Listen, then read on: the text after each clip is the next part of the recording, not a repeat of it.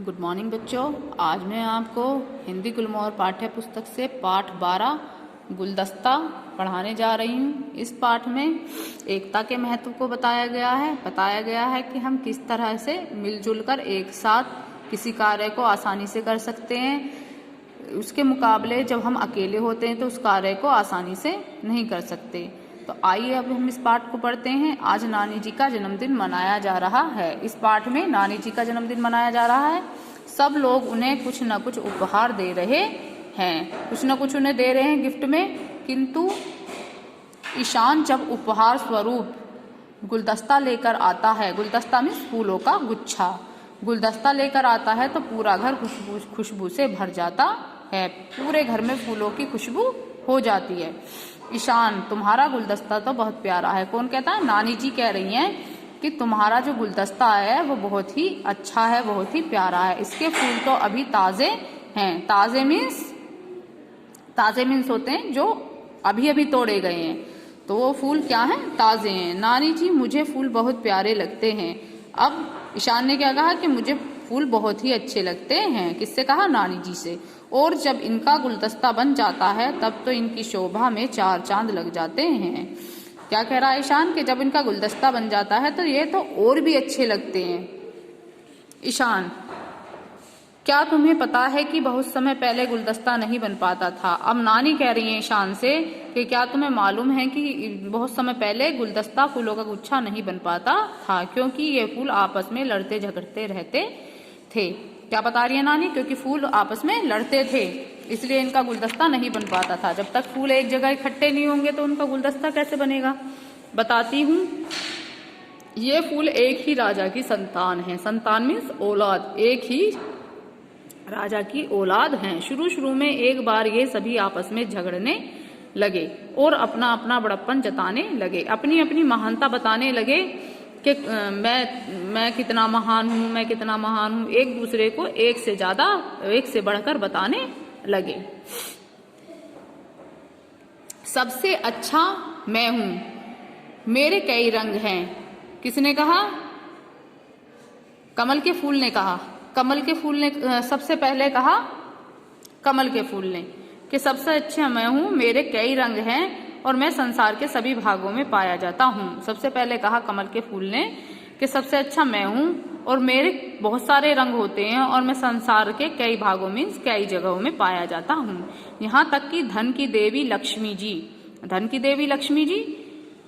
देवी माना गया लक्ष्मी जी को, मेरे ऊपर ही आसन ग्रहण करती हैं। उनका आसन क्या है? मैं हूँ, कमल का फूल कह रहा है। इसके बाद कहता है गेंदे का फूल बोला, मुझ में भी कई रंगों की छाया होती है। उसने कहा कि मेरे अंदर भी बहुत सारे रंग समाये होते हैं।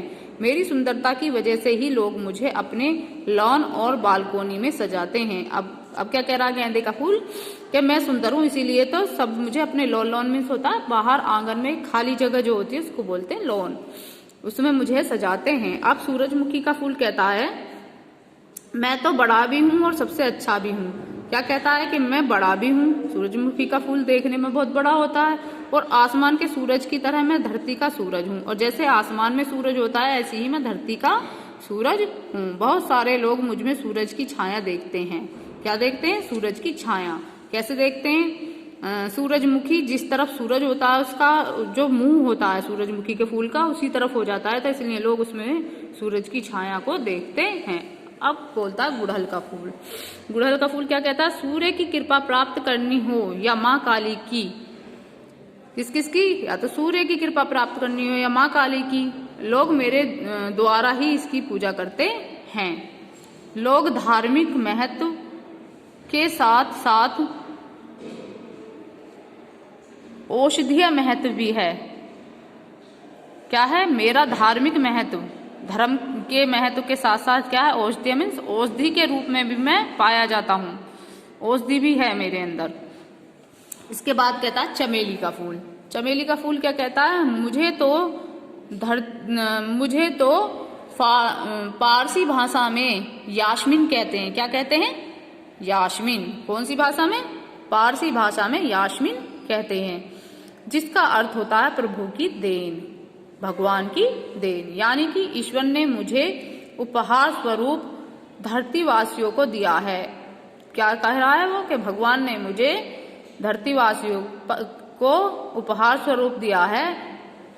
मैं अपने इत्र और तेल के लिए भी प्रसिद्ध हूँ। इत्र मीन्स होता है एक सुगंधित द्रव्य, ठीक है, उसको बोलते हैं इत्र। और तेल के लिए प्रसिद्ध हूँ कि मेरे से क्या क्या बनता है, इत्र भी बनता है और तेल भी बनता है।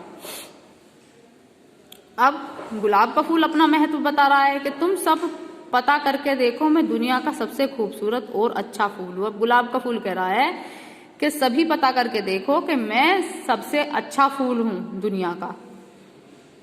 मुझे रिश्तों में प्यार बढ़ाने के लिए जाना जाता है। रिश्तों में प्यार बढ़ाने के लिए जाना जाता है। इस तरह सारे फूल आपस में झगड़ रहे थे, तभी एक परी वहां पहुंची। कौन आई वहां पर? एक परी आई। बच्चों, तुम सब समान हो, तुम सब झगड़ना छोड़ दोगे तो आप और सुंदर और उपयोगी हो जाओगे। क्या समझाया परी ने? कि अगर तुम झगड़ना छोड़ दोगे और एक साथ मिलकर रहोगे तो तुम और भी ज्यादा उपयोगी और सुंदर लगोगे। सभी बालक परी का कहना मान गए और उन्होंने अच्छे बच्चों की तरह परी का कहना मान लिया। सभी एक दूसरे से गले मिले और हंसी खुशी से साथ साथ रहने लगे। जब ये फूल एक साथ मिल जाते हैं तो गुलदस्ता बन जाता है, क्योंकि वो एक साथ मिल गए थे एक दूसरे से, तो क्या बन गया? गुलदस्ता बन गया, जिससे लोग एक दूसरे को उपहार स्वरूप देते हैं। सभी एक दूसरे को क्या देते हैं? उपहार में देते हैं। तो इस पाठ से हमें क्या शिक्षा मिलती है कि हमें मिलजुल कर रहना चाहिए आपस में, और एकता के महत्व को समझना चाहिए। अपनी योग्यता के साथ साथ दूसरों की योग्यता को भी जानना चाहिए, महत्व देना चाहिए। अपने अंदर, हमारे अंदर जो अच्छी बात है उसके साथ साथ दूसरों के अंदर की अच्छी बात को भी जानना चाहिए। तो इस पाठ से हमें क्या सीख मिलती है कि हमें मिलजुल कर रहना चाहिए। Thank you. Have a nice day.